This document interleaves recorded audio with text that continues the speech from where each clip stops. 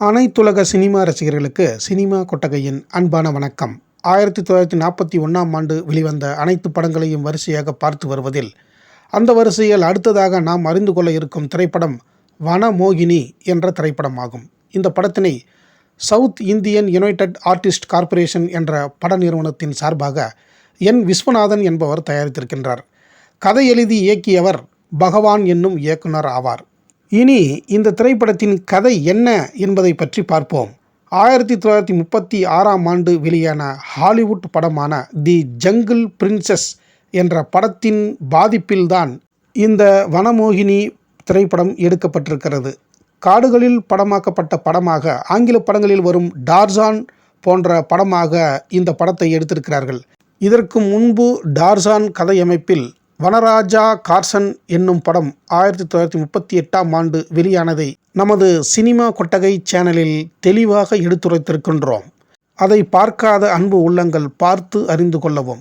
இனி வனமோகினி திரைப்படத்தின் கதை சுருக்கத்தினை பற்றி பார்ப்போம். அடர்ந்த காட்டு பிரதேசத்தில் நாகரிகமில்லாத பாமர காட்டு மனிதர்கள் சுதந்திரமாக நிம்மதியாக வாழ்ந்து வருகிறார்கள். அவர்களின் அறியாமையை தனக்கு சாதகமாக பயன்படுத்தி கொள்ளும் பூசாரி ஒருவன் கன்னி பெண்களை காளி கடவுளுக்கு பலி கொடுத்து வருகிறான். இந்நிலையில் பல ஆண்டுகளுக்கு முன்பு காணாமல் போன தன் மாமாவை தேடி ஒரு இளவரசன் படைகளுடன் அந்த காட்டிற்கு வருகிறான். பூசாரியின் நரபலிக்கு பயந்து அழகு கன்னி பெண்ணான ஒரு பெண் தான் வளர்க்கும் சந்துரு என்னும் யானையுடன் ஒரு குகையில் மறைந்து வாழ்கிறாள்.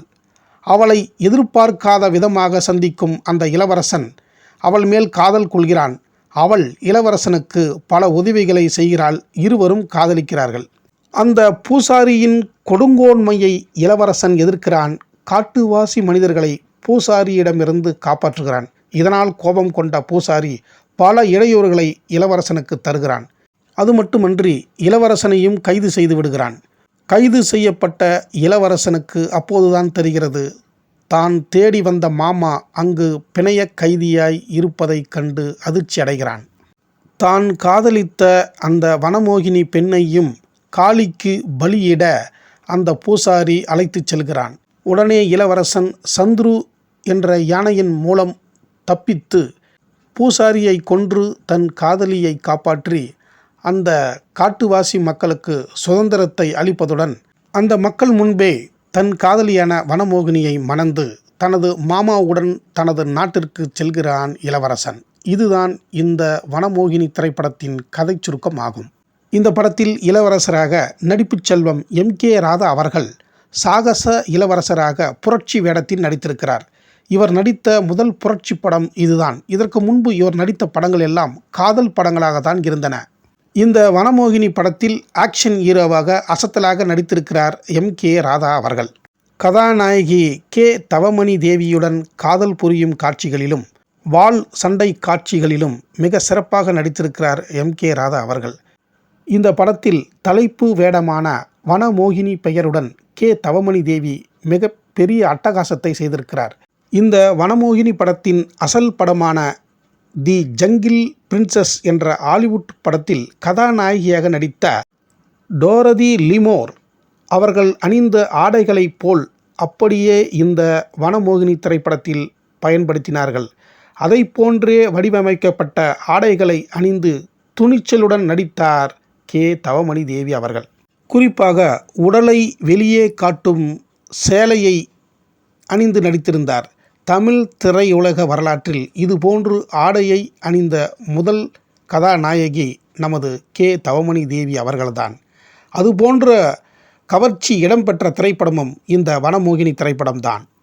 இந்த தவமணி தேவியின் கவர்ச்சியை காணவே ரசிகர்கள் அன்று இந்த வனமோகினி திரைப்படத்தினை பல தடவை பார்த்திருப்பதாக தகவல்கள் இருக்கின்றன.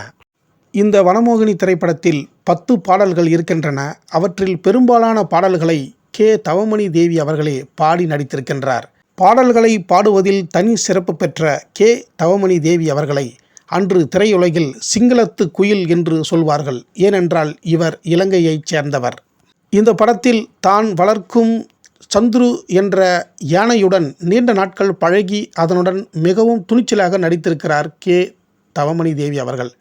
தமிழ் திரையுலகில் முதலாக ஒரு நடிகை யானையுடன் நெருங்கி பழகி நடித்த முதல் படம் இந்த வனமோகினி திரைப்படம்தான்.